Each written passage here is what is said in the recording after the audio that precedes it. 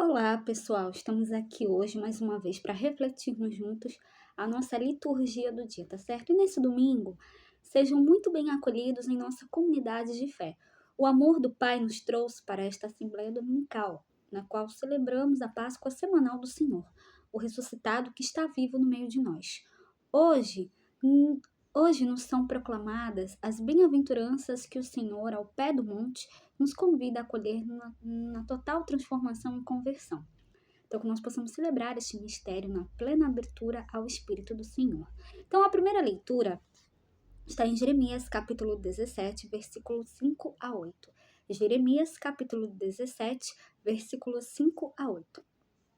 Isto diz o Senhor: Maldito o homem que confia no homem e faz consistir sua força na carne humana, enquanto seu coração se afasta do Senhor, como os cardos no deserto.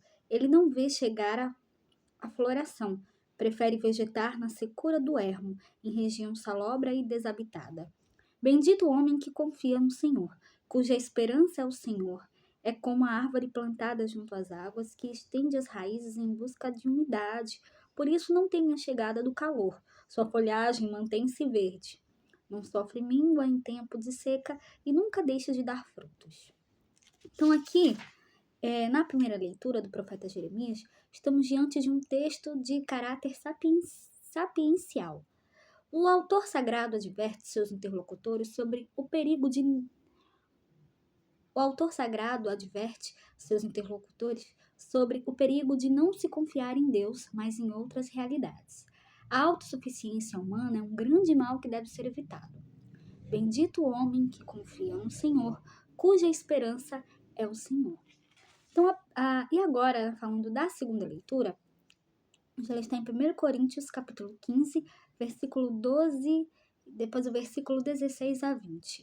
1 Coríntios, capítulo 15, versículo 12, depois o versículo 16 a 20. Irmãos, se prega que Cristo ressuscitou dos mortos, como podem alguns dizer entre vós que não há ressurreição dos mortos? Pois, se os mortos não ressuscitam, então Cristo também não ressuscitou. E se Cristo não ressuscitou, a vossa fé não tem nenhum valor e ainda estáis nos vossos pecados.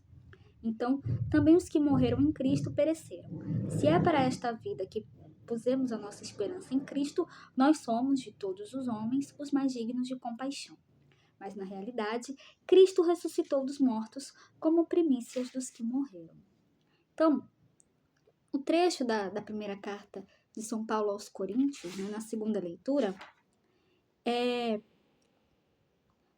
estabelece a relação da ressurreição de Cristo com nossas vidas. O Senhor ressuscitou como o primeiro daqueles que já morreram. Nossa vida e nossa fé estão depositadas em Jesus Cristo ressuscitado. E agora, falando do Evangelho, hoje ele está em Lucas capítulo 6, versículo 17, depois o versículo 20 a 26. Lucas capítulo 6, versículo 17, depois o versículo 20 a 26. Naquele tempo, Jesus desceu da montanha com os discípulos e parou num lugar plano. Ali estavam muitos dos seus discípulos e grande multidão de gente de toda a Judéia e de Jerusalém, do litoral de Tiro e Sidônia. E levantando os olhos para os seus discípulos, disse: Bem-aventurados vós, os pobres, porque vosso é o reino de Deus. Bem-aventurados vós, que agora tendes fome, porque sereis saciados. Bem-aventurados vós, que agora chorais, porque havereis de rir. Bem-aventurados sereis quando os homens vos odiarem, vos expulsarem, vos insultarem e amaldiçoarem o vosso nome por causa do Filho do Homem.